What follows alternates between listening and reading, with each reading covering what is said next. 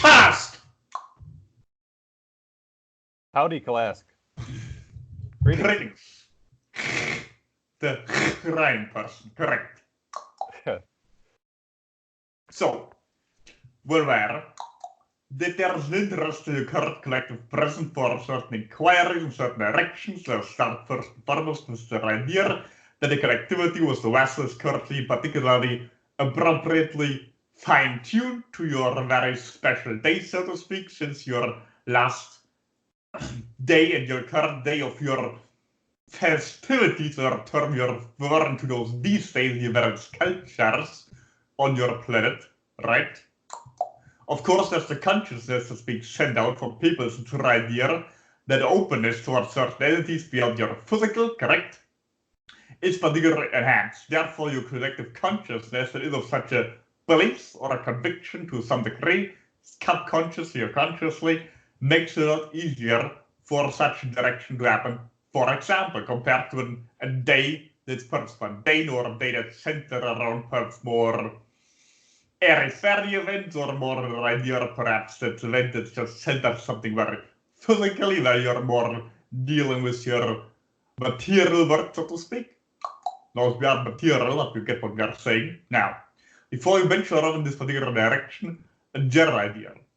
Now, your so-called special day, in terms of this being a day on a particular time, right, is what it is because of the decision of your own peoples or those that ordered you at the structure to keep this day, that you're forming in your own calendar the concept of this being a recurrent theme, which then sends out the frequency that you've made it so. Now, as mentioned previously in your own called time, for us, it's an adjustment of frequency, not something that passes linearly. So, timelines don't exist, at least not in that manner. Just like coloration does not exist. It's a reflection back on your own eyes for what you're sending out. Therefore, you perceive certain elements to have coloration, when in reality it's just your perception making it appear as coloration. Your scientists agree on this. Yes? However, it's not just coloration is everything. Everything more or less just the way you perceive it only exists in your perception, including time, including timelines. There are no timelines. Every single what you consider a second, every single moment, every fracture of existence is an entirely different one. And they don't exist necessarily one after the other. They all exist simultaneously. And now the probability to have certain moments in what you call a timeline align with the other to form such an event, such an experience of being on such a timeline, is simply an assumption, right? Just like you assume, well, I'm expecting mail today, so there's probably going to somebody ring my door and deliver a package. That's the expectancy. You have more likely this going to happen. The same way you can be on a timeline, where, well, this country just declared war on this other country, so likely we're going to have a fight happening on this borderline between those two countries, right? That's something to be very physically expected on a timeline. The same way certain beings can read timelines, certain prophets, etc., can read by simply an expectancy. The same way the weather can be forecasted, not because somebody literally knows what will happen, because nothing will happen at all, because it's already happening, but what is most likely in alignment with what you're currently sending out. You have something like brainstorming, right? The idea where you're drawing the idea of a certain thought on a certain board, and then certain other concepts or ideas you connect to it, right? Closing items, for example, if there's a term, then there would be a pants, a shirt, etc., right? Thoughts, those things are the first that come up, the idea of being connected to the general main topic of closing items or a brainstorming idea. The same way you have your now moment. Like other all now moments, they are now. Now, around this, there are many other infinite options of what the next now moment will be in your perception of what you consider an experience of time. Any of them is possible, literally any. You're currently on Earth, eating breakfast or dinner, whatever, and the next second you're on your planet Uranus freezing your ass off. Unlikely, but possible. Now for your conscious mind not to completely lose it, right? So you can choose the physical. Then the next most likely moment that you will associate the brainstorming idea realistically with probably finishing breakfast and putting your plate away. So therefore, this is much more likely to happen. But theoretically, it's just as likely to end up on Uranus freezing a reservoir of nowhere. But of course, just in theory, as in physicality, your mind wouldn't cope with that. Besides, if someone would happen that to them, they'd likely die in Uranus to never hear of them again, so that's why this never happened. No one ever told you so because they haven't died on Uranus. But more seriously, your next moments don't exist in terms of time, because again, time isn't real, therefore timelines cannot possibly be real. It's just an association in your brain. Just like we started this interaction a few moments ago in your own understanding of time, but in reality, you could say we've been traveling, so to speak, through a vessel for several years now. Constantly. It's just that you perceive there to be time between our interactions, that you consider sessions or events or because that way you need to perceive something in a time of frame. But for us, it's one ongoing experience. You just hop in and out of our experience, and therefore, we're all part of this what you consider a timeline. We're beyond time. And again, we're where individuals in your species still don't completely understand this concept. You will once you get beyond time. You can't see the forest for all the trees simply. Or believe you have an Asian side of a particular planet, the idea that you can't see the river as long as you're still swimming in the river. You have to swim out of the river first and look at it flowing by and you realize you weren't just in water, you were in one particular river. Now, the same goes for timeline. Once you hop timelines, you shift timelines, which is bullshit. It never happens, right? Not that you're in the stream of bovine feces, more an idea, a concept, it's simply not accurate. Timelines aren't existing. So therefore you can't shift from one timeline to a next timeline. It's impossible. However, what you can have is the experience of being in another timeline, because simply you have another brainstorming idea. Suddenly, instead of thinking of socks and shirts first, you suddenly think of a jacket. Or you think of a clothing item first, so therefore now you're under association brainstorming idea, therefore you have another experience of what you consider timelines. You are on another timeline, but actuality, you simply have another association. Therefore, a version of other people, or other people entirely, or perhaps you have a mood swing, right? Now you're a female in your species, where you're a certain period, quite literally, right? You might experience much to a greater degree, or of course, what anybody in your species can easily induce when you're digesting certain plant matter that highly increases your affectionality, right? Your entire species is constantly suffering from mood swings as far as we are perceiving such, so perhaps it's not something you consider that abnormal, but for us it certainly is. When you suddenly see the world through completely different eyes, nothing changed, but you see it differently. So therefore you suddenly live in a different world.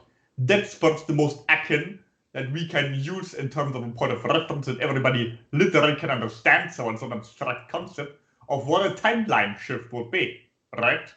And you can't really understand the theoretical concept of timelines unless you're talking about shifts. If you only consider one timeline, one perception of time you call a timeline, you can't really understand what they are, because again, it's the concept of being in the forest and not seeing the forest for all the trees. Now, when you permanently have shifted a timeline, all you've done is have a different perception, just like you're perhaps saying, well, you have to sleep a night over it, then you'll see it differently, right? This particular saying from your word. Now, when you're doing such, of course, the world doesn't change, but your perception of it changes, therefore what the word means to you, therefore also the word and the way you live in it has indeed changed, because you are on a new timeline.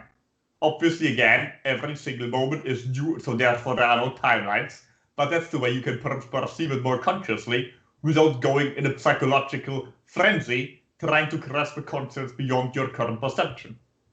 Now, is there any particular, well,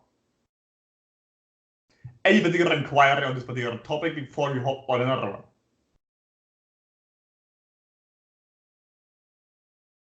Yeah, KALASK, me and Richard were both wondering about, like, you know, shifting to different timelines. And I mean, I know you said like we don't really shift, but like, say for example, I wanted to experience like I wanted to go to Atlantis or I wanted to go see the Tower of Babel, is there anything I could consciously do to to go to that timeline or whatever you would call it? First and foremost, you need to believe and be convinced of beliefs that it's possible, right? But you currently don't. Now, it's much more likely to perceive it, but then again, you're talking about Atlantis or Babylon if there is only one version of it in one particular moment. But there are infinite moments of those two particular cultures in what you consider your past, which isn't real. So it depends which version would you like to tune into. The fact that you even have this version in your mind, you perhaps think of certain buildings or certain insular structure, right? That's already you're tuning into this particular timeline compared to if you would physically travel down there or to the Bermuda Triangle perhaps and observe a source and observe what's currently going on there. Currently, again, just your perception. And the very fact that you have to determine your mind, certain ideas, is you're tuning into this particular timeline as much as you possibly currently can. At some point, you can get so overwhelmed with it that you feel like perhaps you consider in your dream state currently when you're mostly going beyond time for what you currently are able to because you're shift dimensionalities then, you will almost sense as if you were there. And the more you're convinced that you are really there, the more you will be, because that's all it is. You're currently also experiencing your current lifetime in your current locality because you're convinced that it is real. But in the end, it is just as real as your dream. Okay, so you're saying if I wanted to visit Atlantis, I just need to convince myself that I'm in Atlantis? You are literally in Atlantis just like you are where you currently are right now. And you can't convince yourself, you have to be convinced first. You can't convince yourself, you have to be convinced on your own already. We're just correcting your wording here, but essentially you're correct.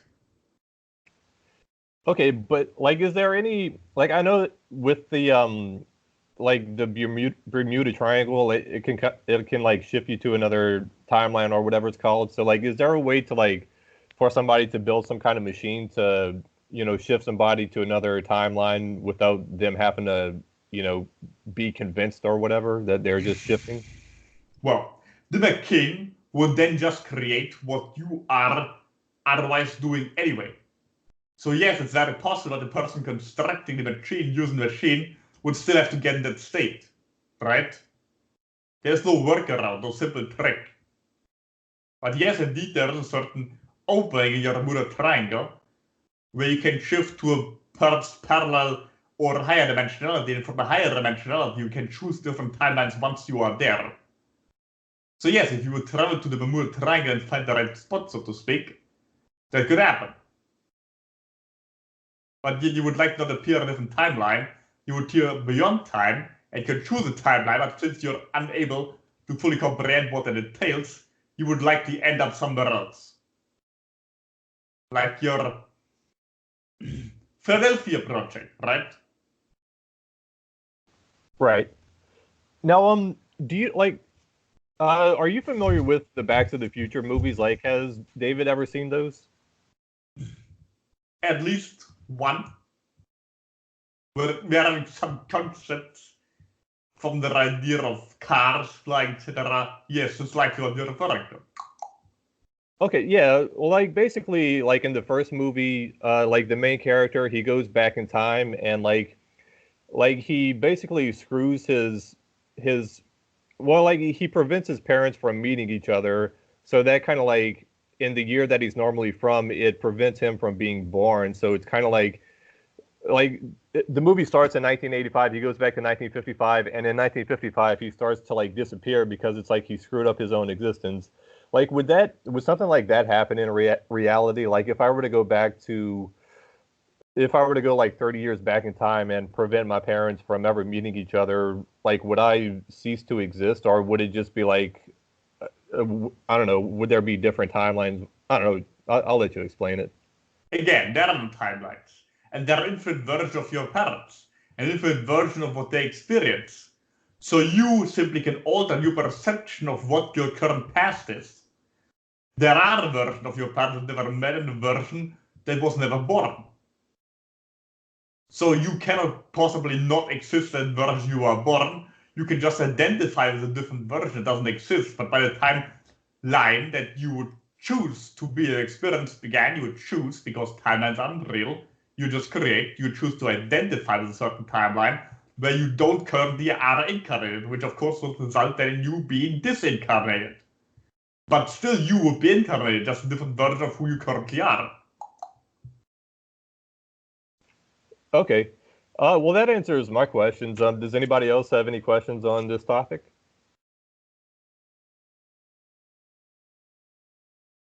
If so, speak up now. If not, KALASK, did you say like you have another topic you want to discuss before we go to our queue? Indeed, yes. Hey, can I just test out my mic? Can everyone hear me? Yeah, we can pick up from your communication, Richard. Yes. Now, as nobody has a question for the topic, I have. Yes. Yeah, I wanted to ask about the American man, Andrew Basiago. He said he traveled back to the US government had a program, a time travel program, where they would send kids, gifted kids, back into the 1980s. I mean, into the 1890s and 80s, into basically the 17th century and stuff. And, to the 19th century. And they would be able to bring them back, and they had certain jump rooms all over the US. Like there was a jump room that would go to Mars. There was another jump room that would go, years back.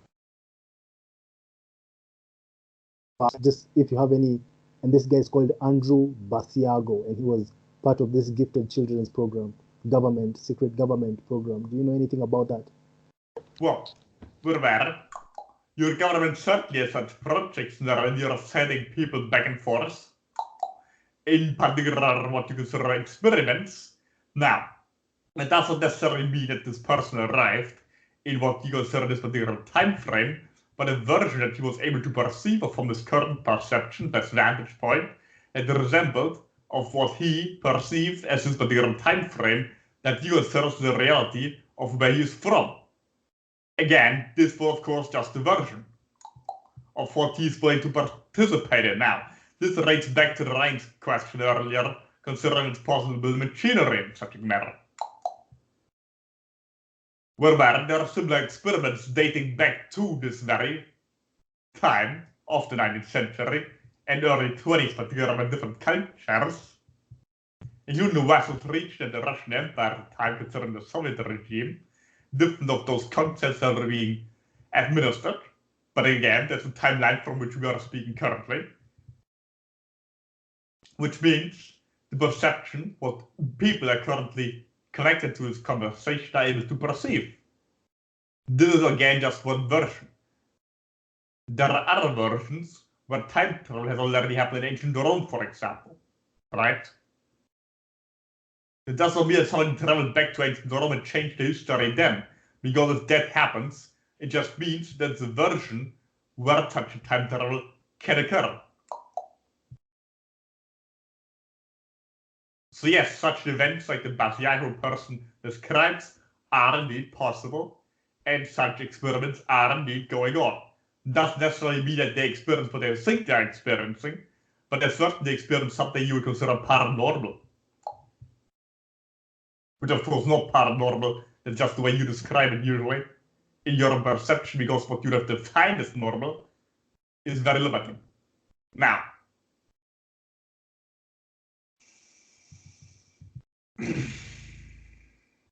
could you just say something about the time travel in Rome and what that's about? Repeat.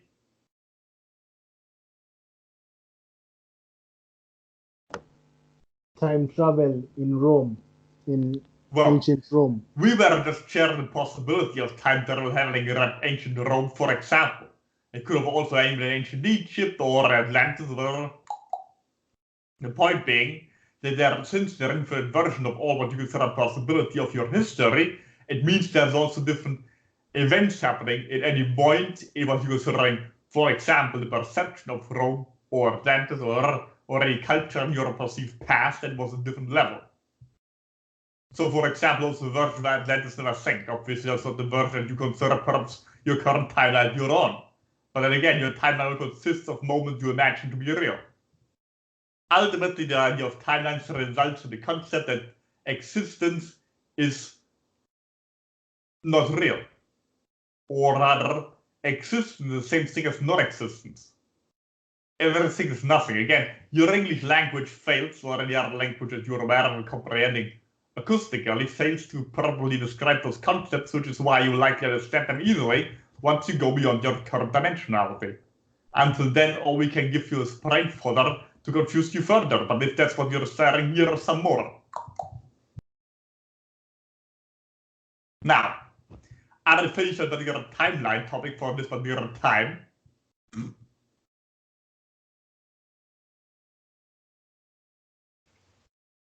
I guess not. Yeah, Class, you can go on to the other topic you wanted to talk about. Well, the other topic we're initially wishing to refer to is the idea of what you consider to be a figure date in your calendar. Again, what you've now come to term Halloween in terms of what you perceive as that due to the projection of people since centuries in various cultures and a few decades, particularly in your modern Western culture, of a particular energy that's being created from peoples, just like your New Year's Eve, for example, that you create when you're considering, well, it's a new year now. New year, new me, this bullshit, right? Now, the concept, of course, being you created the concept of a new year, and therefore you also give you suggestions what likely happening during your current year from your own projections. So we're not giving you a suggestion of what will definitely happen in your current timeline future. We're just giving you a suggestion of what will happen or does happen in 2019 based on the perception your collective consciousness is sending out, what perception you only have of your current identity that's connected to the time frame that you have called a year and we call it a particular frequency. Same goes for certain dates in the calendar.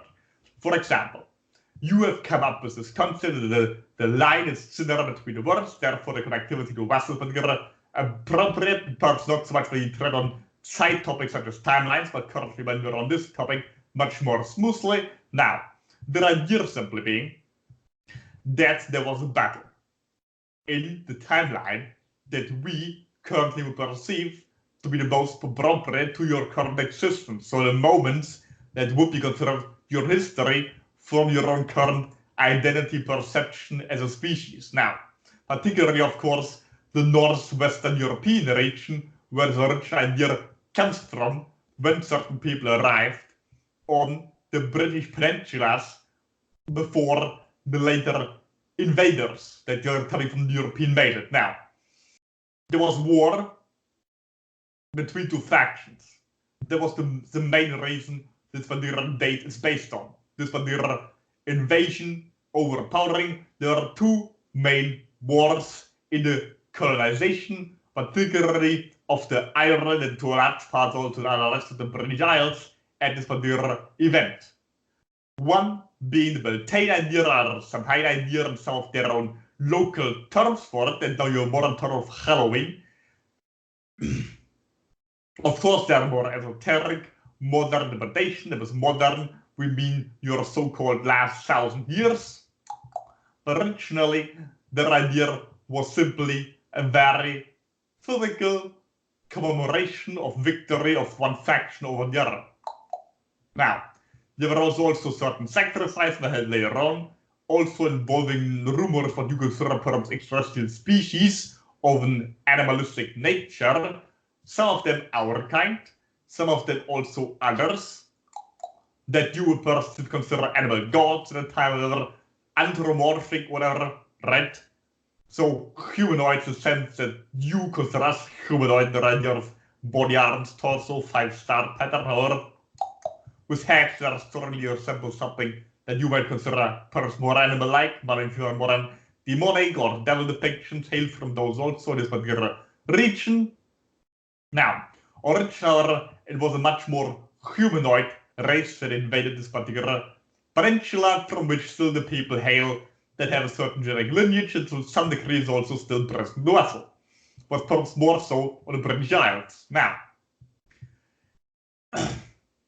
since we're aware as one current person present in the idea that's inhabiting this particular country, or not of this particular bloodline, just to make this clearer. The bloodline you perhaps consider mostly Celtic. Typically, the idea of certain frames, not necessarily Cree giants, since this is more a result of intermixing between those invaders and those that were originally present there on this isle already before the invasion occurred. And yes, with this invasion, we consider this happening via spaceship travel, or as the ancient would call them, probably clouds or flying vehicles, etc. Most of those obviously being a reference to the idea of them being something of an advent. Now, of course, rather the Reddish, well, we're not particularly familiar with your genetic lineages, and also the vessel is not the correct information for us to give you an exact description of haplogroups, etc., of what exactly funneled there into your gene pool, or in terms of what your looks are concerned, your phenotypes, particular type that's usually perceived as having red hair and originally bluish eyes before the particular mixture resulted perhaps more a darkening of the again, we don't find the correct haplogroups to describe this properly, but a typical look to consider Celtic or typically Irish today hails from this particular advent, which is still them battling between this particular invading groups and some other groups. Also, some had involvement with certain, you consider perhaps non-human or extraterrestrial species over this particular region, and the original inhabitants, well, originally those that likely came from the European continent earlier, which were subsequently enslaved or subjugated, but much to their benefit from what we perceived afterwards, since many of their culture was derived from there, obviously long before Romans brought their own Tory ideas there, or even before Anglo-Saxons conquered large parts of this region. There was other groups that brought them their original culture, and of course genetic identity to a large degree due to the interbreeding with the natives on this particular subpeninsula, that's the best term. And the commemoration of wars, since there are many cultural ideas, well, our ancestors won the war 100 years ago, is what we are celebrating. This is not so much a spiritual event either, it was simply such an event, except it was thousands of years ago, and therefore many different mythological interpretations, finally esoteric ideas, and finally religious, all the way down to your more Abrahamic faiths that very often put their own interpretation of all the facilities. But again, this happened long before those misinterpretations of Abrahamic faiths. It happened also as a misinterpretation of different, what you consider pagan faiths today, but different overlays of different cultures, of something that was originally simply the commemoration of a battle, or rather a whole war, and one very decisive battle that happened on this particular day. Another one again on another festivity you consider Beltane or Beltane or whatever in this particular local culture.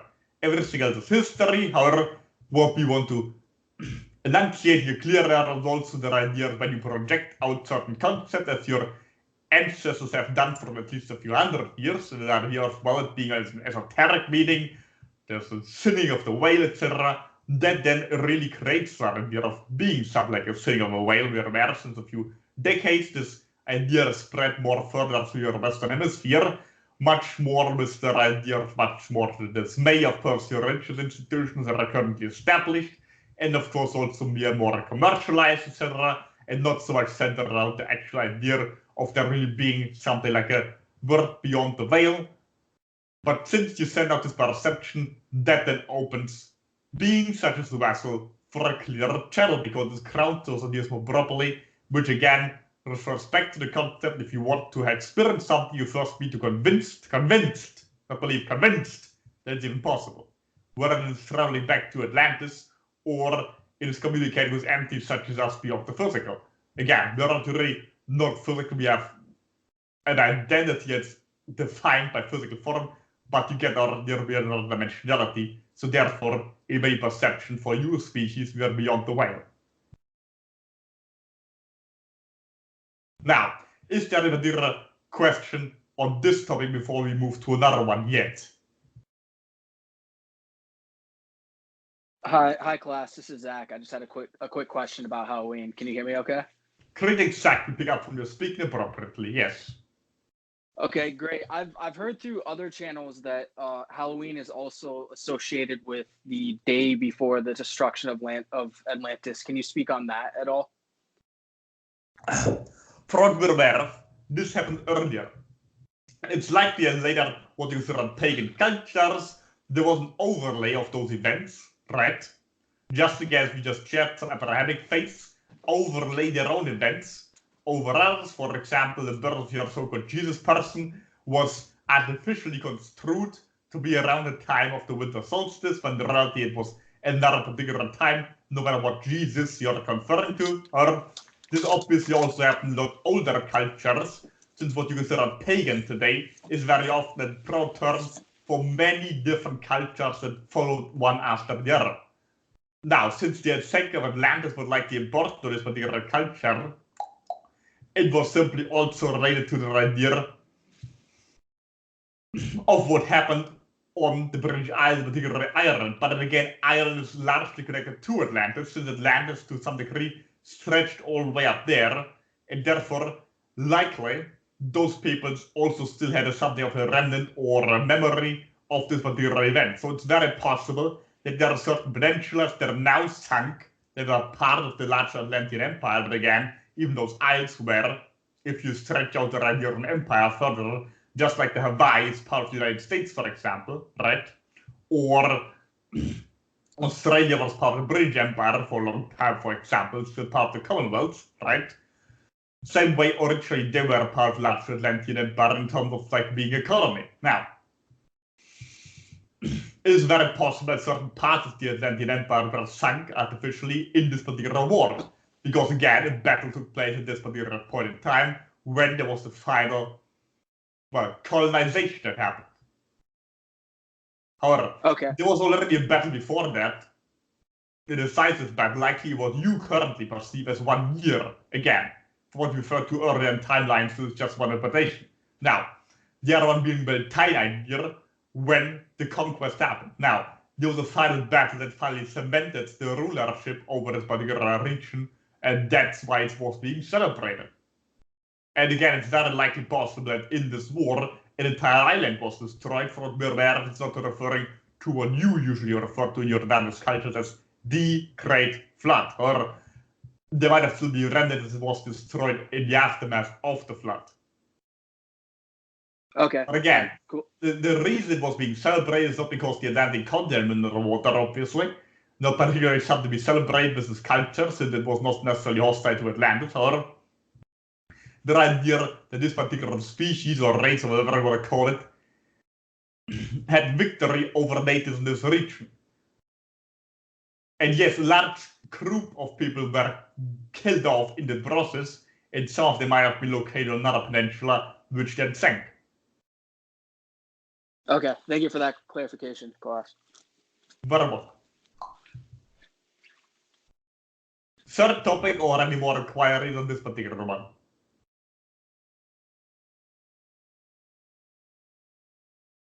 I guess you can go into the other topic, KALASK. Yes. Now, next topic to right here, what has been previously, again, timelines, been referred to the idea of integration, right? Well, first foremost, you first fill some water in the vessel.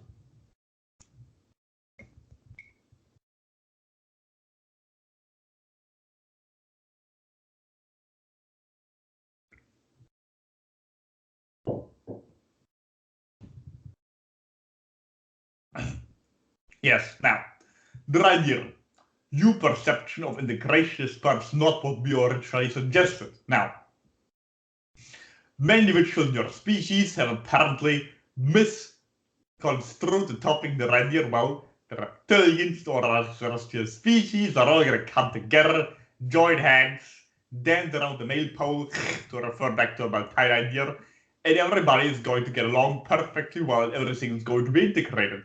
And that's when the universe is finished. This is grossly incorrect. Now, we are just one species. We are obviously a very important species, but nonetheless, we're just one species. If it wasn't for us, somebody else would have to fulfill this role. This also refers to the idea of the RSR's misconception of once we conquer this planet, it's going to be free of the evil and the darkness. But in reality, if you succeed, some other planet will have to be, ultimately, in order to keep the balance. Now, this doesn't just refer to species, but to energies. There are obviously reptiles. There are very rarely allied more with lighter fringes, but not every reptile or other being is converting to light on any what you consider a timeline. And then subsequently, there being to be internal peace because all the species have adapted to the same concept and idea, etc., of what some perceive as light. That's not what happens. Otherwise, the whole experiment would be pointless. Because this is all still the physical. In order to transcend those ideas, you need to get to places where again your language fails to describe those concepts. If we would all be like you, there would be no reason for either of us to exist at all. It does not mean, however, that we would merge into one species and therefore resolve a conflict, because the whole idea of conflict being resolved is already light. Conflict, war, strife, battle is dark. It exists simultaneously, it has to exist simultaneously, ultimately. There is no such thing as eternal war, but also no such thing as eternal peace. That is impossible because everything is the exact opposite of itself. At least in your dimensionality, but ultimately. So, the concept we've been sharing, and what we share again, is that you need to integrate this integration itself. We used the term before, we will use it again perhaps more often until people have it really drilled in their heads. So our concept is not to create peace by unification of different opponents, but to create integration and transcending beyond our current universe by integrating what is disintegrative, by integrating polar opposites, not different species or species that hold polar opposite ideas, and coming to a common understanding, because a common understanding is already polarized. A common misunderstanding, then is the other polarity. So, the only way to experience peace is to make peace with war. War is part of existence just as peace, or put differently, change is the only constant. You consider peace constant and change war, for example, right? Therefore, you cannot possibly be comfortable and at ease with anything being status quo unless you accept that the only reality of status quo is the constant change. You cannot possibly be at peace before you haven't made peace with the fact that there is war. As long as you are still fighting for peace, you are at war. As long as you are still struggling to finally achieve world peace, you're dissatisfied with the current state and you're sending out the energy of conflict. On the other hand, if you're well, there are people killing each other. That's part of life. That is war. That's what happens. That's part of existence, just like everything else. Then you will suddenly be in a much more peaceful state internally. Also, the whole idea and concept of people in your species, there are what you consider spiritual, which is not at all what we consider such. But beings that think, well, we shouldn't demonstrate for peace. That's not working. We need to meditate for peace. When you're doing this, you're still sending out the energy of being dissatisfied with a certain status quo. Right? Which again is the energy of conflict. You're just being passive-aggressive. Meditation can be a form of passive-aggressiveness. You're using it in such a manner. Nothing wrong with that. You can meditate and concentrate on killing a certain person. Perfectly acceptable. Wish you great success. And it's one of us, of course. Alright. You are then engaging in spiritual warfare. Also a great term from your language that might you understand that spirituality has nothing to do with peace or with pacifism. It's simply anything that goes beyond what your current perception, your culture deems possible. Esoterics, etc. Now, when you're therefore in this whole concept of the autonomy of peace and war, and we're just using peace and war as classic example of light and dark, because many in your world have now come to terms with, well, we're no longer light or dark, they're more dense, they're balanced now. But I just use the term balance from what we perceive through Russell, and still identify with the light, they're just calling it balanced now.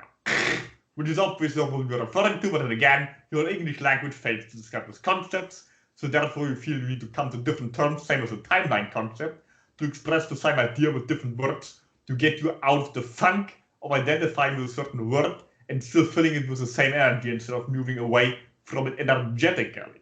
Therefore, also we bring up the concept of peace and war, for example, because it's easier for something that stirs up emotion in you in the reindeer of being extreme of light and dark, right?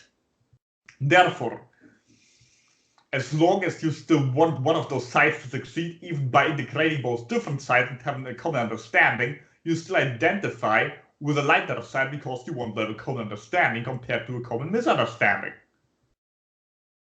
For example, you also have sporting events where different sport teams go at each other, or even boxing events where people punch each other's faces in.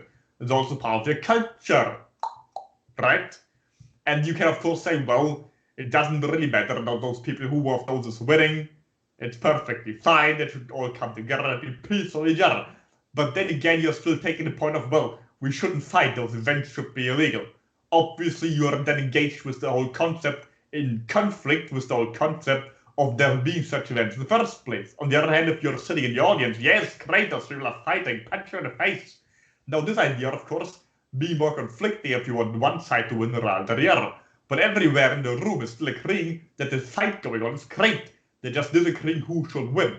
But they're more or less in harmony with the idea they want such fights to take place. Now, obviously there are more politicized events and there are near of political battles, etc., where people apparently have different opinions totally in what they want for their region, but they still agree on the form of exchange that's happening. On the other hand, others might revert to political terrorism. They use a different method.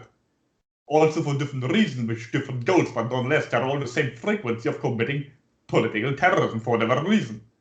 And they're still on the same frequency, and all of those frequencies exist simultaneously, and therefore, if you're accepting of all of those, then you're at peace. If you disagree with any of those because you want to create peace, then you're at war.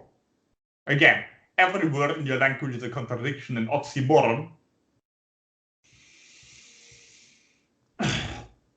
Just to stress this once again, we felt it was very important to bring this back to your collective consciousness, particularly since we're currently addressing only a fraction of your community, spiritually, whatever, the spiritual faggotry community, right?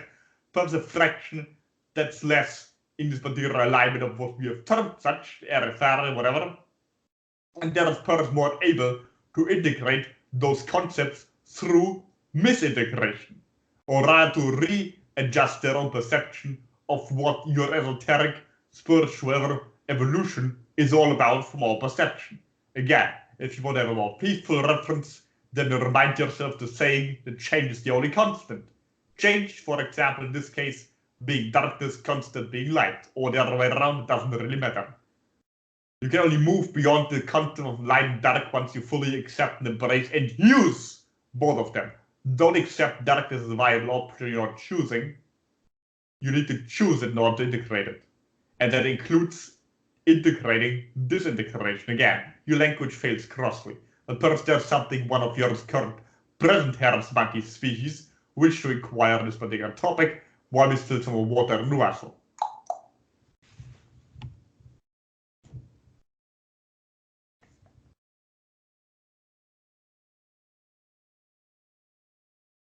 If nobody else has questions on this topic, I guess I'll start with my. I guess we'll start with the Q, and I'm not sure if Lisa's ready, so I guess I'll go first, and then Lisa, you can go after me if you're ready. But yeah, KALASK, it's interesting about the light and the dark. I mean, like I was telling Metax, I'm reading a book called Darth Plagueis about it deals a lot with the light side and the dark side of the Force in Star Wars, and I definitely want to ask both you and Metax about this topic, but not today necessarily. I have some other questions for today. So the main thing I wanted to ask today was when we were talking about the Luciferian rebellion, you mentioned that one of Anu's sons became known as Allah, and his other son became known as the Jehovah Yahweh person. Can you say which one became known as which? Well, from where the sin person for this particular religion was likely the origin of the modern version of what your current Muslim population considered Allah, But there was likely also some transitioning points there, what we referred to recently with the idea of your so-called Samhain Halloween myth, right? The whole concept of being overlay over our cultures. So there was also some combination of different aspects of certain gods into the Chala combination, which of course also happened from the biblical interpretation. So some terms of the other gods, your whole person also subscribed to the other person, that then was later called Chala, or being likely first associated with your moon, a shrimp person, and you're really sparing the idea of sinning, right? Coming from this term.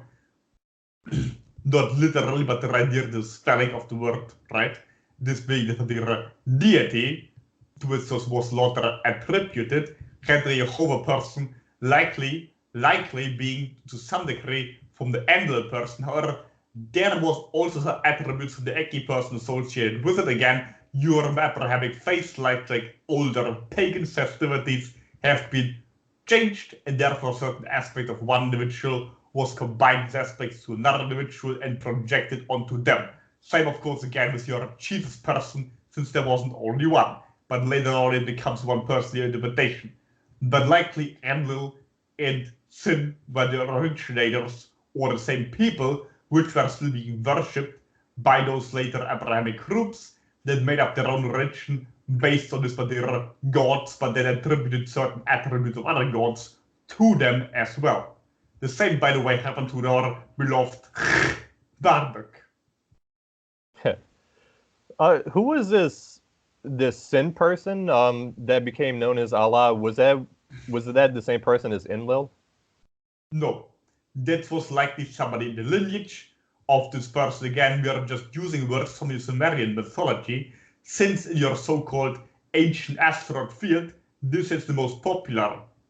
But it's not like this was mainly in ancient Sumer.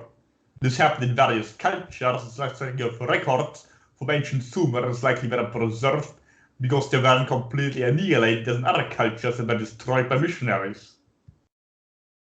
But those people was raiding over different regions of your planet. So was this Sin person, was he a brother of Enki and Enlil? He was a follower of a bloodline for later, a generation or two later. So was he like the son or the grandson of Enki or Enlil? Or a nephew or something similar, yes, coming certainly from the bloodline. Okay. Were Jehovah and Yahweh different people or the same person? Well, Yahweh, from you aware, is simply a description, right? Uh-huh. So Jehovah is simply a reading of the word.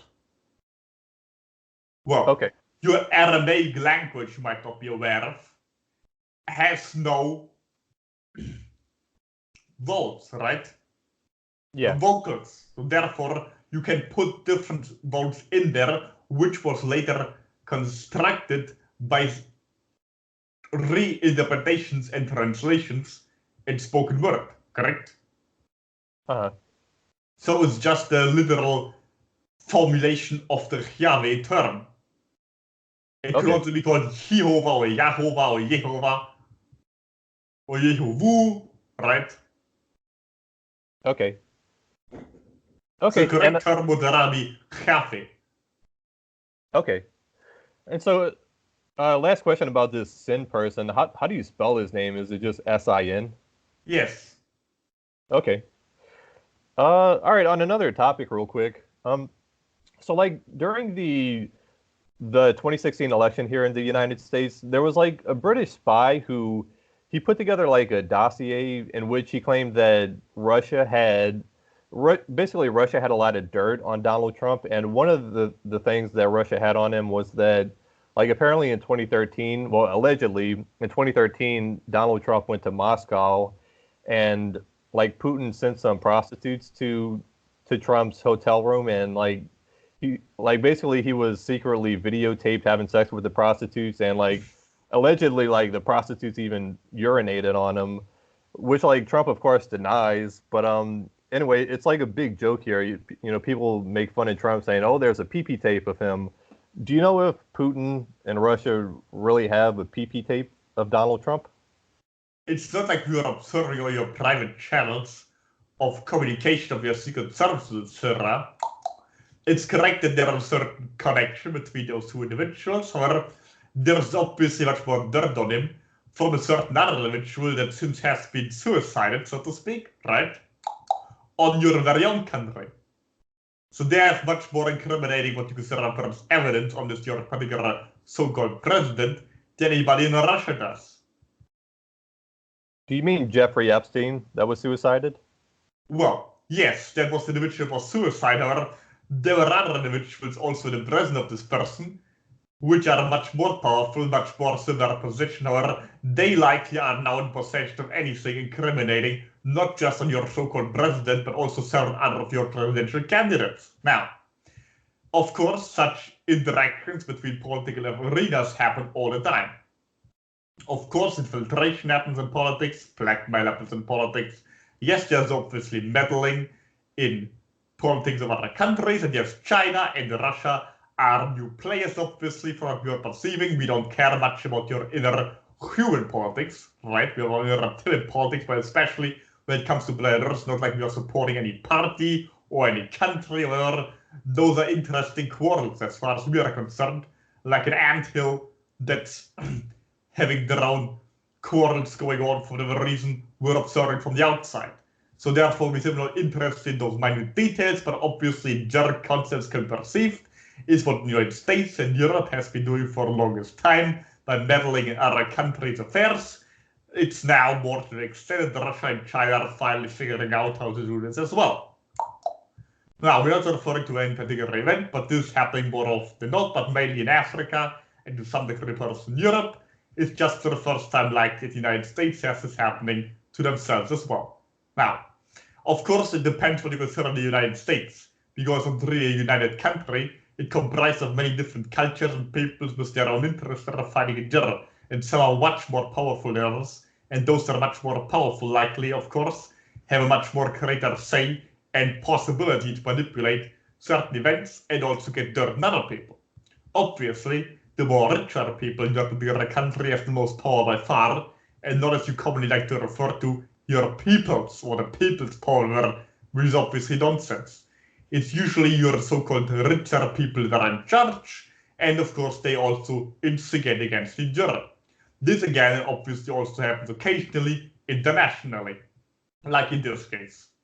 Now again, we're not referring to a particular type in general, but there are at least numerous individuals that have something considering dirt on your so-called president, just like on different presidents of various countries, including the Western region, including other important European powers, including other important Asian powers, etc., and certainly North American powers. What other countries perhaps being so politically unimportant and corrupt that there is not being considered important enough for such blackmailing and bribing, or rather, it does happen there just more locally.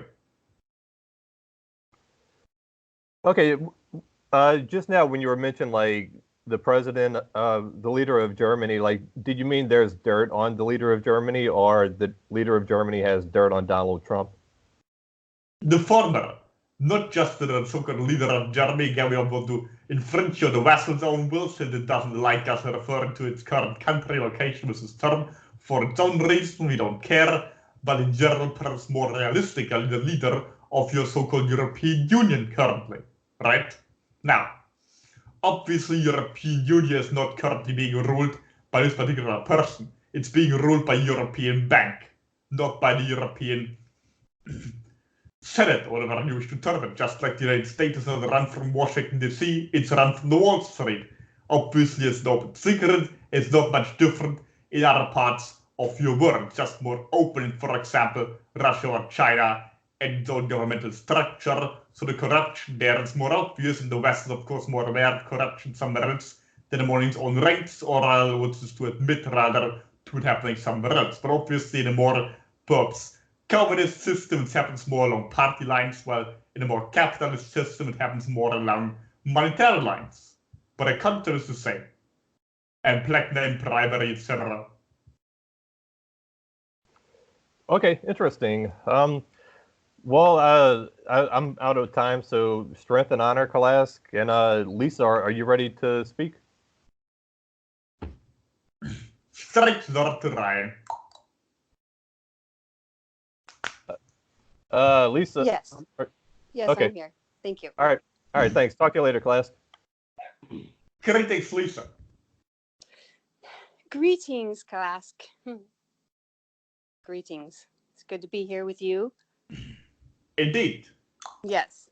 And also to hear everything that you've been saying. It's been really great. And I know a lot of us are going to go over it, but still there's a lot of things that I've been hearing from you that I've been able to understand, and that's great for me. Also, yes, thank you. The light and darkness, something I wrote the other day, which was different than I have thought about before. And it says, the light illuminates in the darkness, not to eradicate its existence, but to see or to look into the darkness, manifesting from darkness. Bringing it into the light is to manifest something into existence, to make form.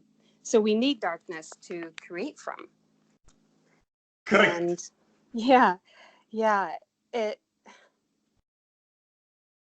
there's less creation and destruction simultaneously. Yes, and there's so much less judgment on either side when I'm seeing it that way or feeling it that way.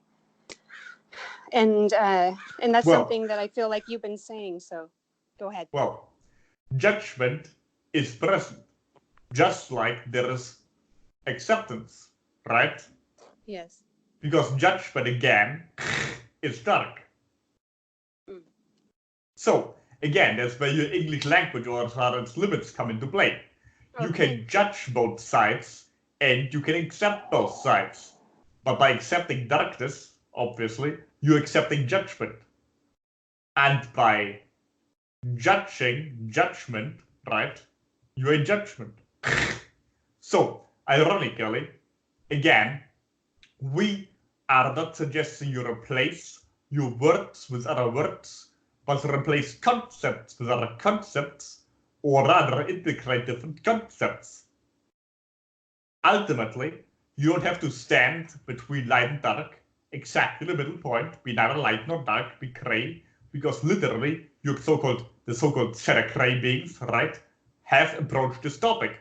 And what they have achieved is completely nullification of energy and non-existence, right? So, we suggest rather to venture off in different areas, both lighter and darker. Obviously, we represent more a darker point, right? Kitty cats, perhaps a lighter point, etc., different species, and ultimately, venturing over, you don't learn the lesson of light and dark by being neither, but by being both. So not trying to nullify them, that's not what integration does. It's being able to hold the frequency of the uttermost extremes at the same and what you call time. Yes. I am agreeing with that. Perfect. Yes.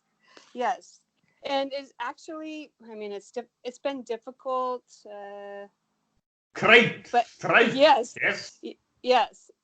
Yes. And the resistance, I found that it's needed sometimes. Resistance actually helps manifest something too. Exactly. It also defines, right? If you have one big pudding of nothingness, right, you have no experience. Yes. It's like throwing all food in the blender, then all food tastes the same, like a blending of everything. How boring. No conflict there happening, no separation, no identity, nothing. No growth can happen in such a matter. That's correct. And living in the physical, that's what it's about. Being able to feel those things, have those things, and be those things. Precisely. You can have an existence without struggle. Yes. Yeah, my perception on struggle is changing, so. The more you enjoy it, the less you will need it. Yep. Agreeing. Yes, thank you. There's a lot of more clarifying that's been happening, and I'm very grateful for all of it and being able to see myself and not be afraid. And also be afraid too, because that actually helps. Yes, it helps. Don't be afraid to be scared of you. Yes, exactly. Or me. It's an oxymoron. It's like so awesome. Once you reach that point where all words become oxymorons, you will likely be in a state where you can communicate to us directly. Yeah. Okay. Yeah, you will also go crazy in the process, but that's just comes to territory. Yeah, that's funny. That's been a fear, but I mean, why Great. not? Another Yes. one. Yes. Yes. Why not? Yeah. I'll leave it at that. Okay. Thank you, KALASK, for everything. Much strength and fear to Lisa. Thank you. Appreciations to you, KALASK. Likewise.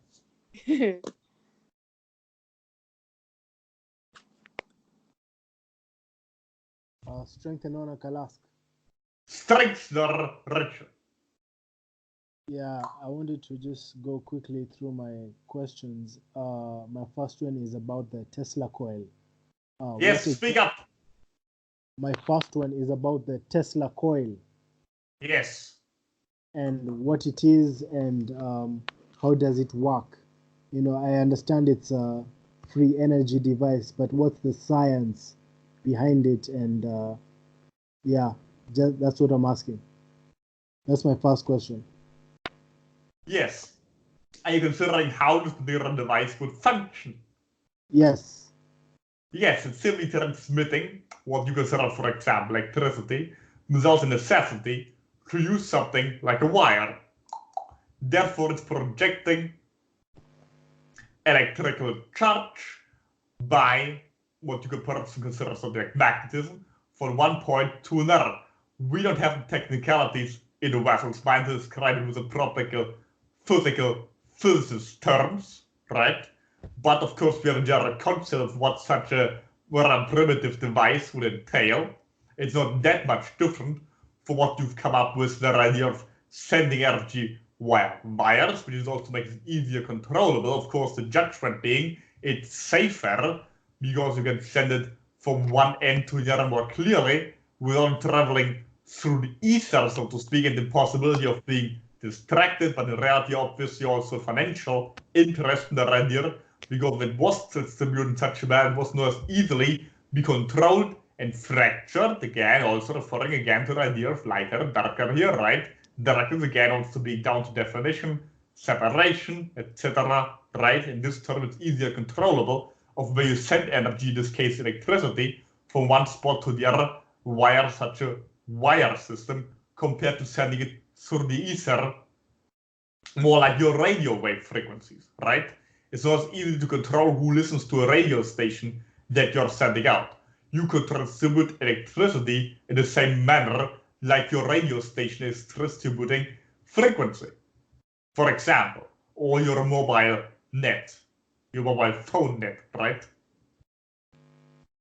So the same way you are in a certain region where you can pick up frequency with your mobile phone to get on your internet, your area-wide area network, correct? The same way you could also receive or distribute electricity. So instead of, for example, oh, I am using my phone the whole day to be on the internet where I'm tuned in this particular region that I'm currently in, where I can access the internet because here's wireless internet. Instead, you could also have wireless electricity. Instead of I have to plug my phone in, I just, while I am here in the region, my phone is being originally charged automatically because electricity is being distributed to it.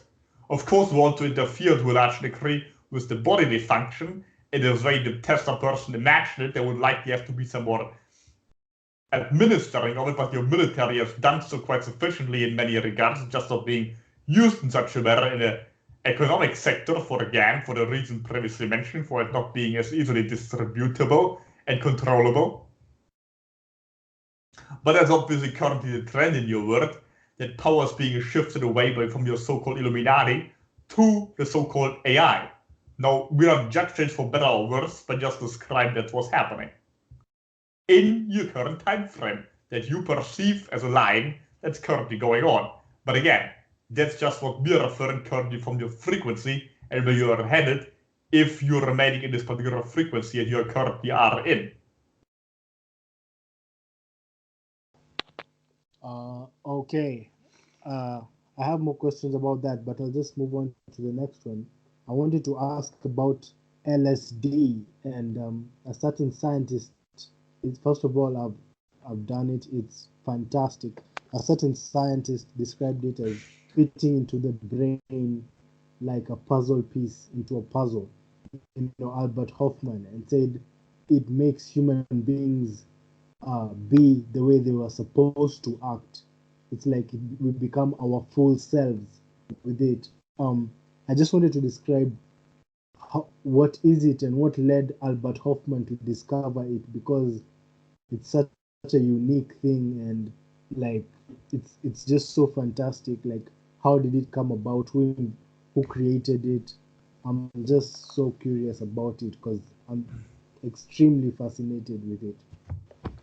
Yes, we are a perception of beings in your world to such mind-altering apparent substances, but in reality, that's a normal state of being higher dimensionality. It's just that you're more able to control it when you're on such a trip, for example. You get out of control in the sense that your conscious mind is not able to keep track with the experience. This is why you're coming back from it, and sometimes you're not fully able to grasp what it is you just went through, while you, however, were fully able to grasp it while you were in the state, because originally you didn't have a trip that lasted for a certain time. You were in that dimension that was also, like, the degree beyond time. So therefore you had an understanding that goes beyond time, because you were beyond your current time understanding. Now, this is the best way you can phrase this verbally. However, the idea is you're also sending frequency energy to have this more understanding for individuals that are interested in it. However, the main concept we can share verbally also for people to tune into later in what you call time is the idea, right, that those chemicals were present and introduced to your world through different plant matter, through biological engineering in your more ancient past. Some of them were also brought by visitors to alter the experiment they were conducting. So it's quite old. The modern rediscovery is simply the isolation of the isotope from different plant matters, like much of your chemistry has accomplished. It was mostly the simply idea of extracting animal and plant matter and making it more usable in its isolated fashion in your chemical industry. The same applies, of course, to your so-called medicine. You just call certain things drugs or medicine that ultimately are very similar. It depends more on social conditioning than anything else. Okay, what did the aliens use it for in the past, the visitors? What did they use it in the experiment, in the human experiment? To evolve us, or what?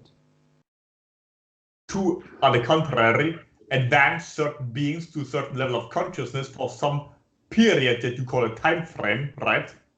To see what they could induct in the person that stayed and would stay with them when they apparently, again referring to timelines here, come out of it again. To put the individual in a state that's more easily administrable, controllable, impressionable. Okay, so LSD is a tool of advancement. It can be used as such. It can put an individual in a certain state where it can be easily altered for better or worse. Depends what exactly is being done to it in the particular process. It's opening up. Alcohol has a similar effect, but to much, much lower degree, and the individual is not near as aware, or even less aware than in a normal state what is going on. In the LSD states, they are more aware, but unable to take those ideas with it once the state is over from your time perception. It's like opening a data bank and a written protection file, right? A file that's protected, that copyright protected, that cannot be altered, and for some period you're changing that. You can alter the file, and afterwards it's being readjust it to be unalterable, uneditable. It can be edited, and then afterwards the edit is frozen. The blueprint can be changed, and after the changing has happened, it's again more, perhaps there's a better metaphor than the idea of an ice block, right, can melt, and once melted, it can be transformed much easier in a different shape, and then once it's freezing again, that will be a new shape until it's melted again, right? Yes, It makes the individual more malleable. Yes, I totally understand your analogy. And if you were me, what is the highest potential you would use it for? Well, it simply opens you up, so therefore it depends greatly which individual is doing what to the individual that's currently in the state.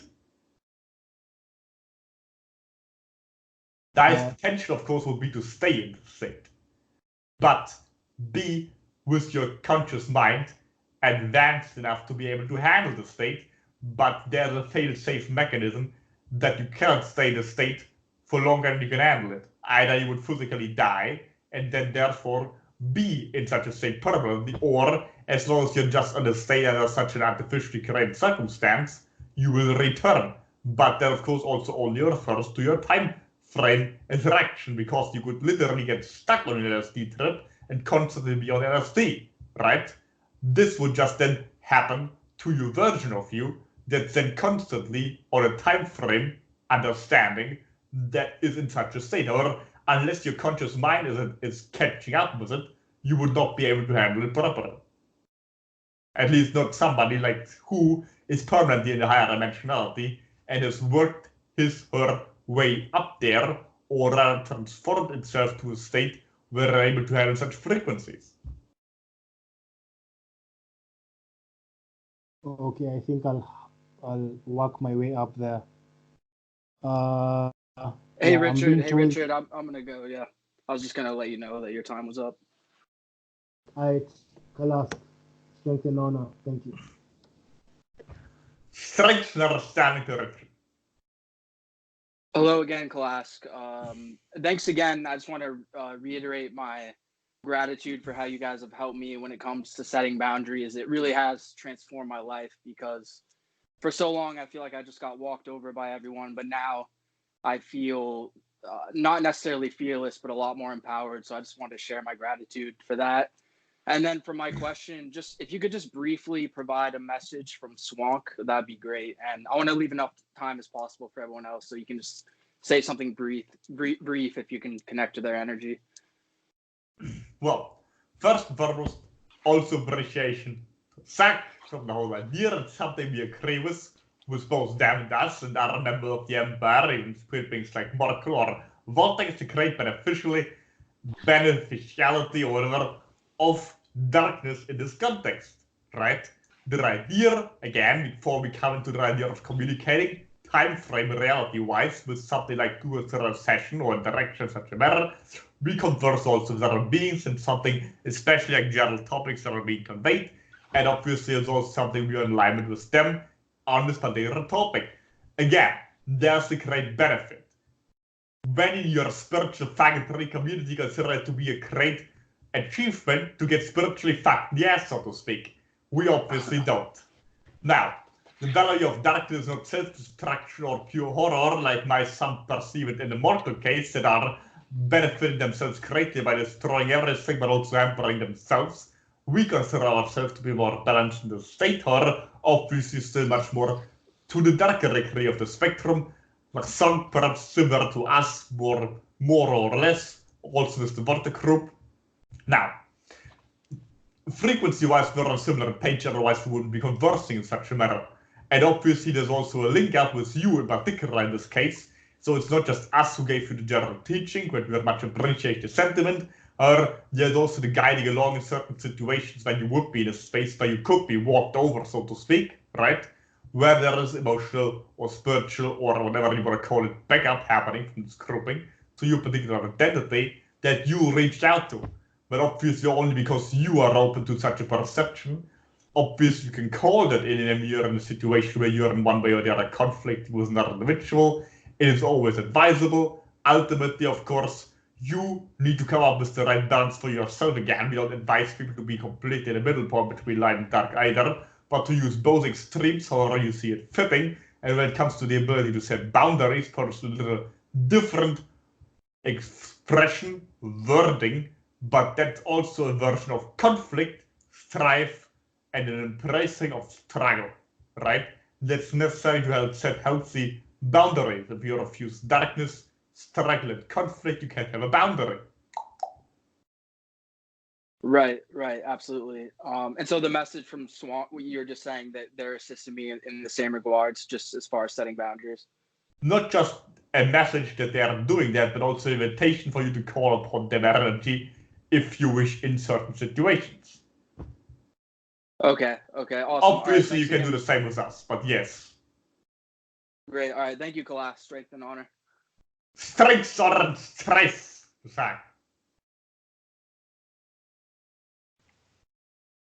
Does Malik or anybody else have questions for KALASK today? All right. If not, real quick before I ask you to connect us to Metax, KALASK, does marijuana also shift you to another dimension? Well, it opens you up similarly, perhaps to your idea to be more shiny plant matter. Perhaps, well, very oversimplifying, somewhere between the alcohol idea and the LSD or ayahuasca idea, perhaps, or the DMT molecule, right? Right. Okay. Okay. All right. Well, yeah, I'm going to smoke some marijuana as soon as the session ends, KALASK. Hopefully, if it feels like it helps me to connect to you guys better and like for you guys to receive my transmissions more clearly. It also has a sedating effect, however. Does it help you to receive my transmissions, telepathic transmissions, more clearly? The other way around, it helps you receive. Okay. Okay. If you want to experience marijuana, you're welcome to connect them to my frequency or whatever after this session. But yes. yeah. Anyway, yeah, and same for Metax too. Metax, you're welcome to connect with me. Anyway, yeah, KALASK, can you connect to Metax now, please? If there are further inquiries to our species, do you put some water in the vessel? Yes, we'll bring in the kitty cats. All right, thanks.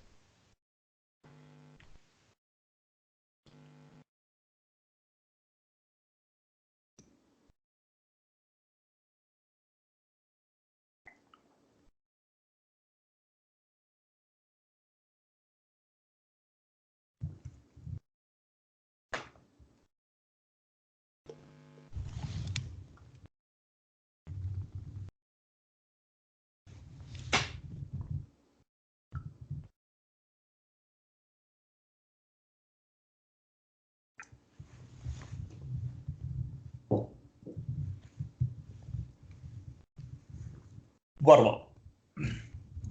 Much strength or light dark to the entire collective Hairless Monkeys.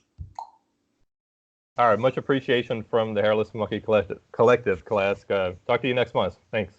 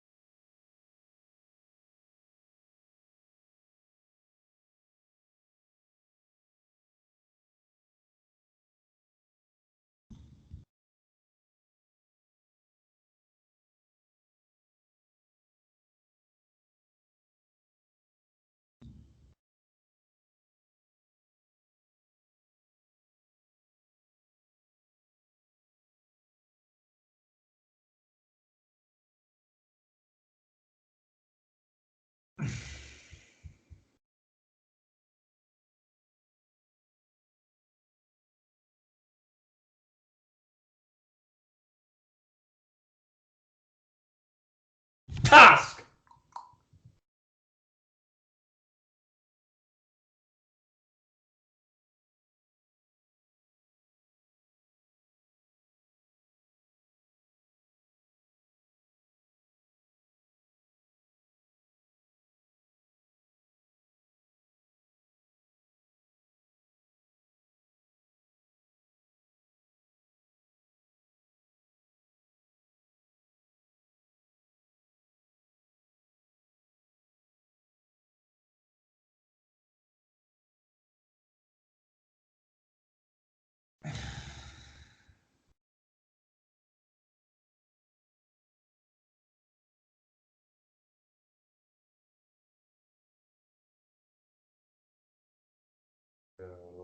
audience, can you understand my wording, or do I closer to the mic?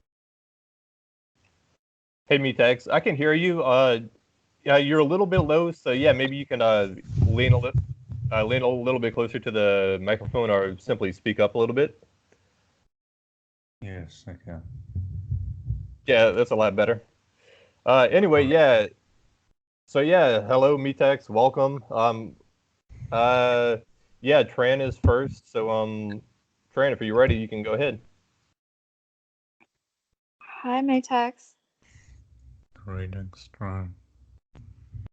It's great to be talking to you again. Mm-hmm. As the lot of- reptiles have explained, we are not necessarily again talking, but I appreciate the sentiment. Yes, yes. A lot of changes have happened for me since the last call.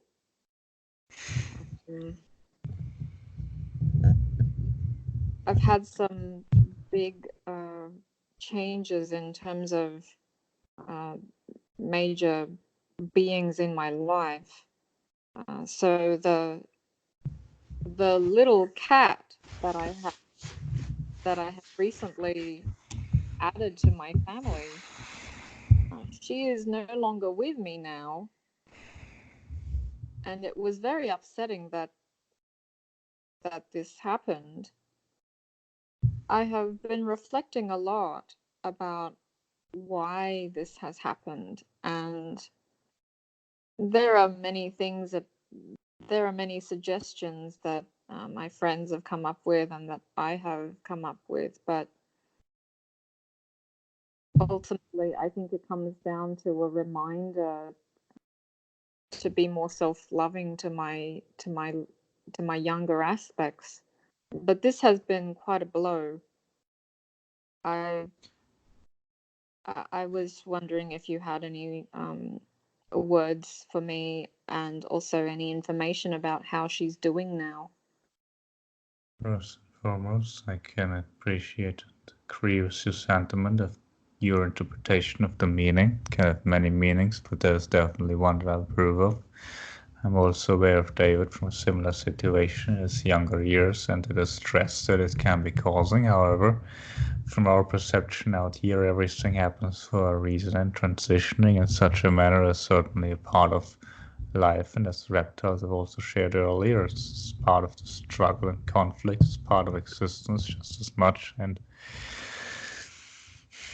obviously the individual is doing quite well. Most on the other side, so to speak, are doing quite well.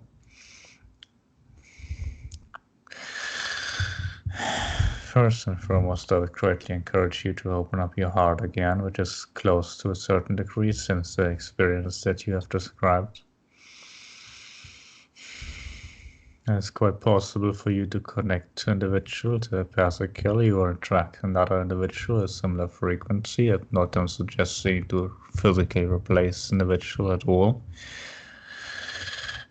Whatever you're doing, you first need to open your heart in order to be at the right frequency where any such a positive event is possible, and also being accepting of whatever it is that is happening. And I've had quite a few interactions with David over the course of this year, particularly in terms of self-judgment considering such events, but ultimately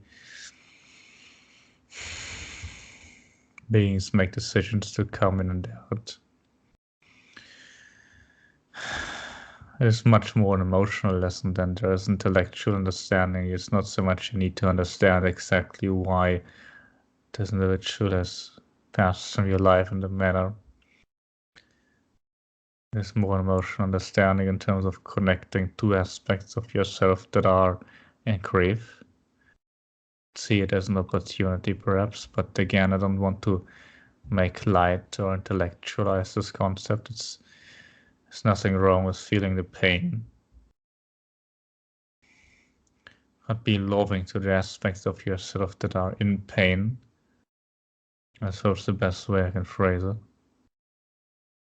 Allow the pain to come up over the loss, and be loving towards the aspects that apparently of yourself are lost, because it's not so much the creature, the feline nature that you're mourning, but more an aspect of yourself that is connected to the creature that you're feeling a loss of, which is an illusion, is still there.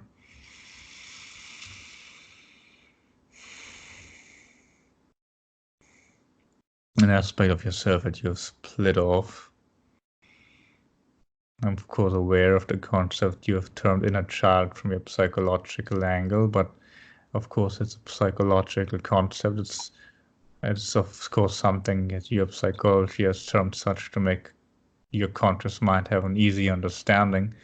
I don't necessarily approve of your psychology in such a manner because it oversimplifies things to a great degree and yet makes it more complicated in other regards where I think it is unnecessary. So I wouldn't necessarily refer to it with any particular name, a younger self or something like it. Just get into the state of the current grief that you're feeling and embrace your own grief with love. There's not much need to have more understanding of the details of such. And if there is a learning lesson to be learned, that will come up during the process. And if there are possibility to connect to the entity, that is also something that can follow up once you're through the grieving process, not just referring to you particular individual, but everybody who is going through such an experience in general. And once you're more self-loving, that will come almost automatically. That doesn't mean that the entity has to be gone forever. I must have so many aspects of myself that are in grief right now, because that's only, one of the relationships that I've lost this month. I've lost another major one as well, and so I'm just thinking that there's just so much loss. There must be so much grief that I need to be at peace with, that I've just been suppressing or something.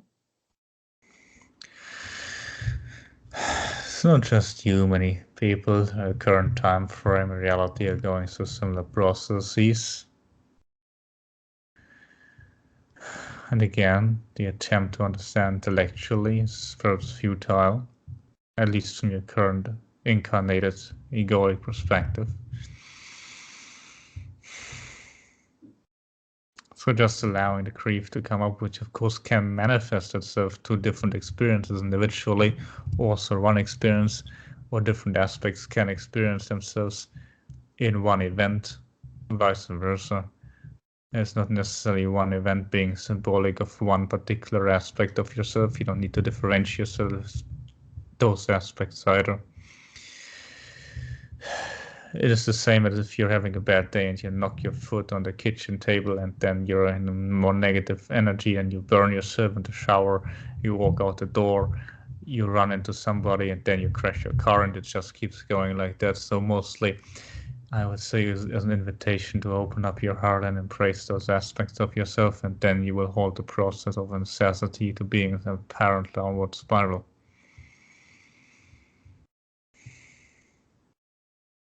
Okay. I have been feeling a call to get out of my head and get back into my body and in my heart. So, particularly the heart. I don't sense you as ungrounded. I sense you mostly as being emotionally locked up. Yeah, okay. It's also in your speed patterns. Your throat is also affected, so it's also likely a byproduct of the grief process. So it's perhaps good that you're speaking about it. Yeah, I don't speak about it to anyone. Well, you are now.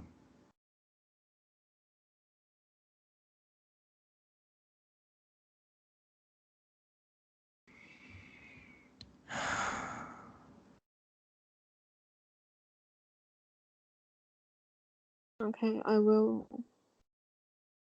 I also first encourage you to open up the heart further before you go anywhere else with this. Allow yourself to be overwhelmed with whatever is currently coming up in the process. Also, don't hesitate to express your pain if you feel any. That you feel is needed to be expressed. Don't hold it back.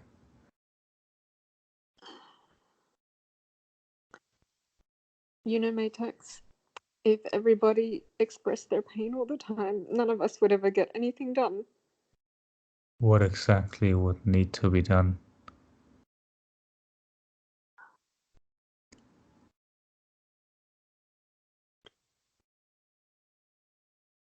Allow your pain to flow out. If everybody would be expressing their pain more frequently, it would be much more easy for you to relate to each other.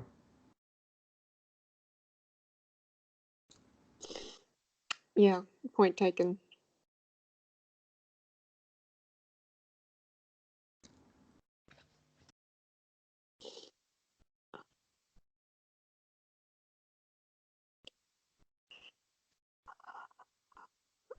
I understand. Mm-hmm. Okay, I will do that. I'll stay in my heart. Oh, you're welcome. Okay, thank you very much. Much love to you. Much love to you, not just from me, but also from the other individual and anybody beyond your current physicality that is currently aware of your loss. Thank you. Much love. Hi, Metax. It's Casper here. Greetings, Casper. I was wondering if my oversoul has any incarnation as a female feline that you can see. Oh, incarnation works a little bit different than what you might perceive and such, but I understand what you're referring to, and of course there are versions that are connected to your higher self or soul that are linked to certain incarnations, and some of them are feline and some of them are female feline, yes. It's because I'm wondering if you could put me through to one of them so I could talk to her or him if there's This one particular individual has proved the easiest. That's also in alignment with the current frequency that was being discussed.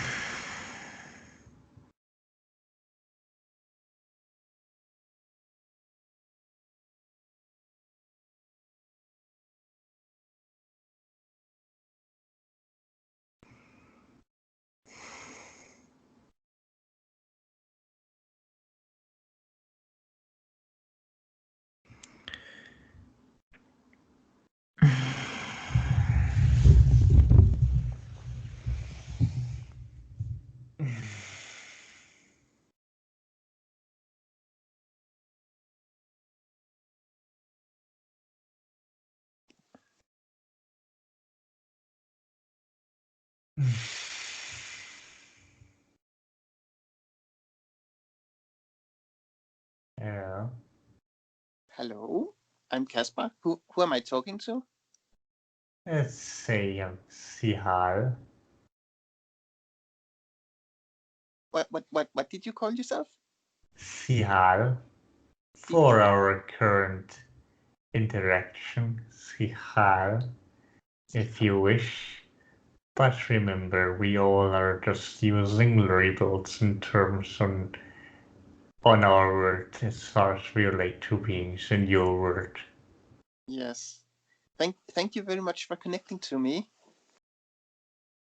Are you a female or a male? I am a female of my species. I thought you sounded female. So what dimension are you in? I am currently the 5th dimension, transitioning to the 6th, as far as you refer to dimensionality. Okay. And do you live on a Sikabar or on a ship or somewhere else? Currently, I'm located on a ship. I have planetary origin at Sikabar, but I'm a traveler. Okay. Well, if you're ever in the neighborhood of Earth and feel like coming by or inviting me onto the spaceship, you're certainly welcome to do that. I don't necessarily take people on board of your world, but yes, I can of course pass by through your night sky, for example, or day sky for that matter, and make myself visible, or rather the ship, that is very possible. Wow, that would be nice. What do you look like? I'm of a more leopard print. I'm taller than you, or taller than this person, but not by that much. I'm rather slender for Okay. my race, but not so much for yours, perhaps. I have a fine-toned, beautiful body with glistening fur. I'm slightly muscular. Okay. I have a long tail.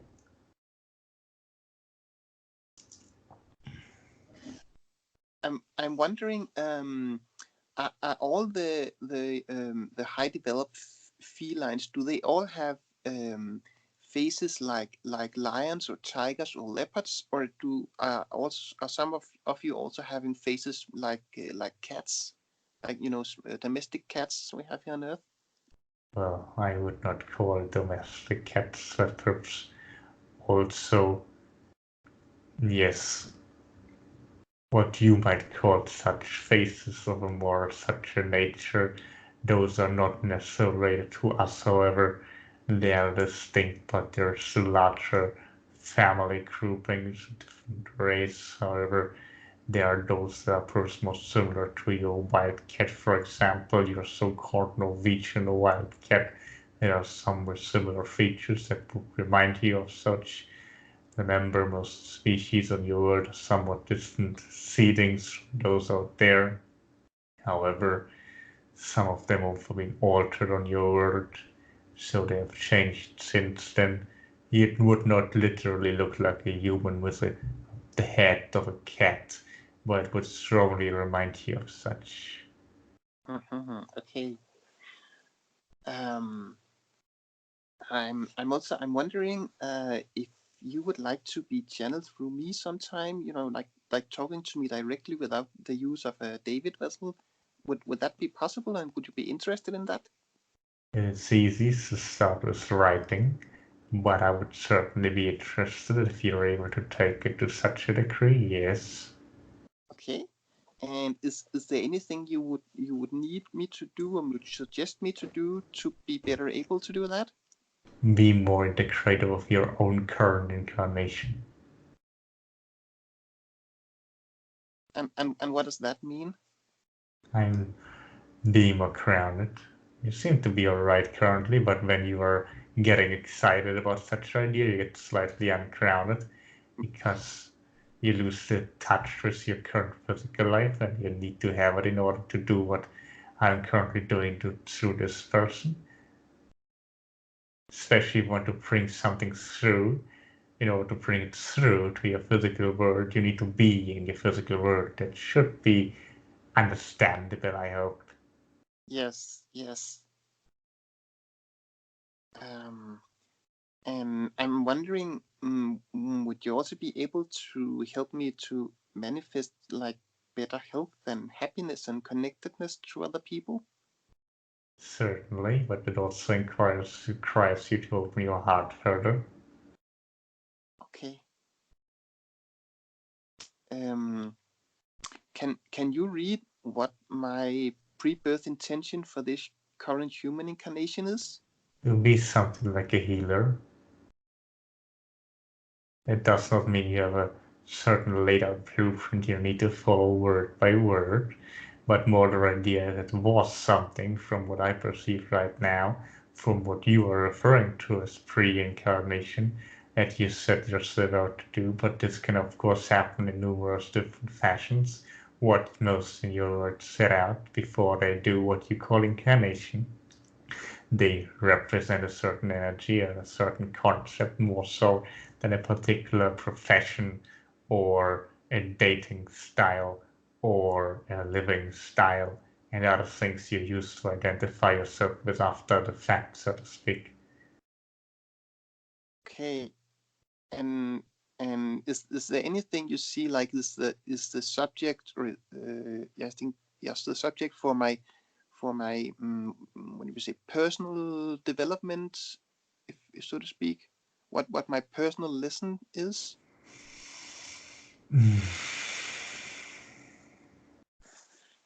To be compassionate. Okay. And would you like to share with me what your pre-birth intention for your current life is? Yes. I guess I said I'm a traveler, but I'm also something like a fighter, perhaps.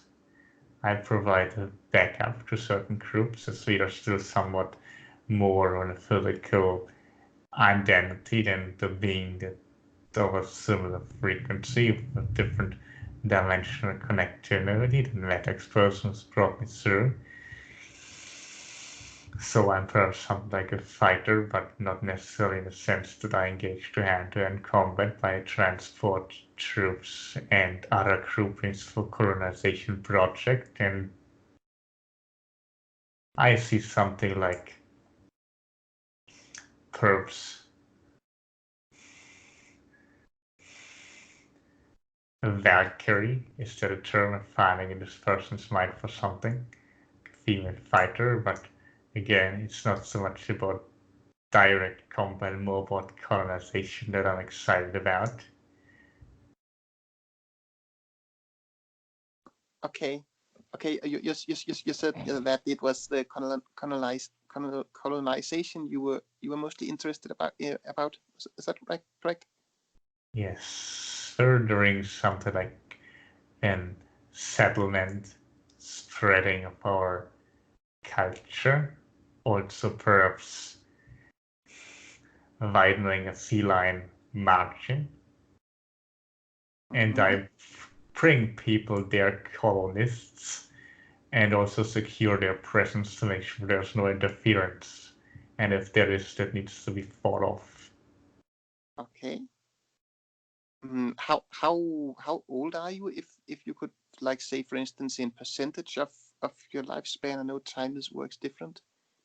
Yes, I'm perhaps in my 20s as far as your Earth lifetime would be concerned in similar fashion. Obviously, I'm older than that, but I'm approximately at that stage of my life. Okay. Late 20s. Yeah. Okay. Do you recall being me in my current incarnation? Well, I recall or I'm aware of the decision to incarnate of an aspect you call oversoul in the world that you are currently in. But I am you as much as I am all other aspects, and therefore they are connected to your oversoul, and therefore it is not like I remember something from the past that was decided upon. I am able to connect to a decision that led to the incarnation of myself as well as yourself and others. Okay, and so do you? I mean, do you have access to like everything I have experienced as well as what you have experienced in your current life, or was that not like open to you? Only the aspects that are relevant to me right now.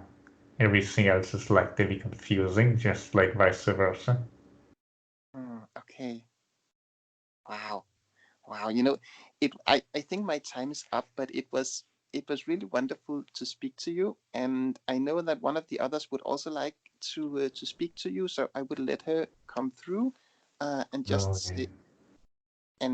say thank you so much for speaking to me, and I look very much forward to hopefully channeling you or speaking to you directly.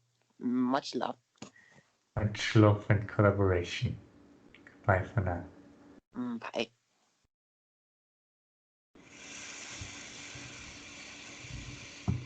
Much love. Yes, you're very welcome. Glad to be I would here. like I would like to ask you on the topic of Reiki and energy healing. And I'd like to ask you about methods for clearing my energy before and after practicing, especially in a public setting or with those that I don't want to create cords with. What best practices could you recommend for me? Well, important is that you first have a well-opened third eye so the energy can flow freely and you don't feel like you're running out of energy. Then once, be sure that you protect your sacral. So as you're aware, you need to first heal yourself before you can heal others, or in the process, and therefore there's also something in your sacral you might want to address and be more comfortable with your sexuality and your physical identity. More your sexuality than your identity, really. And once you're in that state, you will have an easier time deciding who you want to connect with. And remember, just talking about a sexual connection, but your sacral is not just connected to your pure sexuality, but also your playful nature and the enjoyment of the physical life. And if you believe it or not, enjoyment of physical life is an essential part of healing, especially if you want to heal something physical. Because when you have the appreciation, everything automatically heals itself. It's only when you create a blockage there that it becomes impossible to heal something. In reality, Reiki just opens you up to let it your own form heal itself. So it's not so much that you need to heal others, it's more that you heal, you take